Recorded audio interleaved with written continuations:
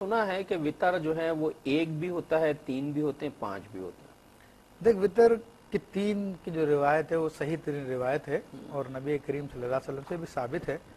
البتہ جو فقہ شافعیہ پہ عمل کرتے ہیں یا حنبلیہ پہ عمل کرتے ہیں تو ان کے یہاں پر ایک کی روایت بھی ہے۔ تو بہرحال ہمارے نزدیک جو محقق مسئلہ ہے، تحقیق شدہ ہے، جو نبی علیہ السلام کی دیگر احادیث طیبہ سے ثابت ہے، جو خود نبی علیہ السلام کا براہ راست عمل ہے، وہ 3 رکعت کا ہے۔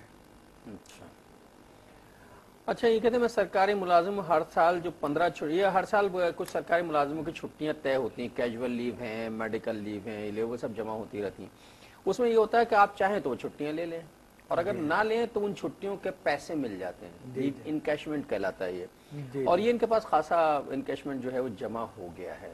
کہہ رہے تھے 300 چھٹیاں ہو گئی ہیں وغیرہ وغیرہ، تو اب یہ اس پر زکوٰۃ کب دیں گے؟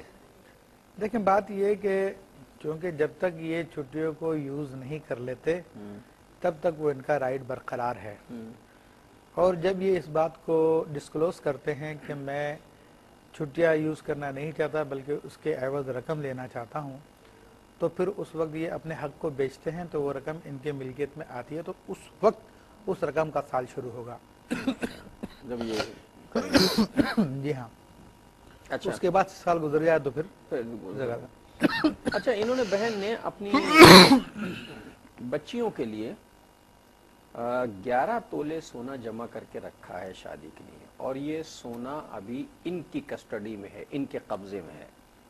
ایک بچی کی عمر اتنی ہو گئی ہے کہ وہ اس کے کہتے ہیں 14 سال کی عمر ہو گئی ہے، ظاہر ہے بچیاں بالغ ہو جائیں، 14 سال تو لڑکے بھی بالغ ہو جاتے ہیں، ایک بچی بالغ ہوئی ہے، باقی بچیاں ان کی موجود ہیں، تو 11 تولے سونا ہے، اس کی زکوٰۃ ہوگی؟ دیکھیں بات یہ ہے کہ جو نابالغ بچے ہیں ان کے نام سے ماں باپ اگر کوئی چیز پرچیز بھی کرتے ہیں تو وہ پرچیز کرتے ہی وہ بچوں کی ملکیت ہو جاتا ہے۔ اچھا، تو اب انہوں نے 11 تولہ سونا لیا اور ظاہر سی بات ہے ایک سے زائد بچیاں ہیں، تو اگر ان میں سے ایک بالغ بھی ہو گئی اور اس 11 تولوں کو ڈیوائڈ کیا جائے تو 7.5 تولہ دونوں کے حصے میں نہیں آئے گا، اس سے کم ہی رہے گا، تو کسی پہ بھی زکوٰۃ نہیں ہے، کسی پہ بھی زکوٰۃ نہیں ہے۔ اچھا، یہ فرمائیے کہ اگر شوہر مقروض ہو، اچھا پہلے تو ذرا یہ بتائیے کہ شوہر بیوی کو، بیوی شوہر کو زکوٰۃ دے سکتے ہیں؟ یہ ایسا نہیں ہو سکتا، نہیں ہو سکتا؟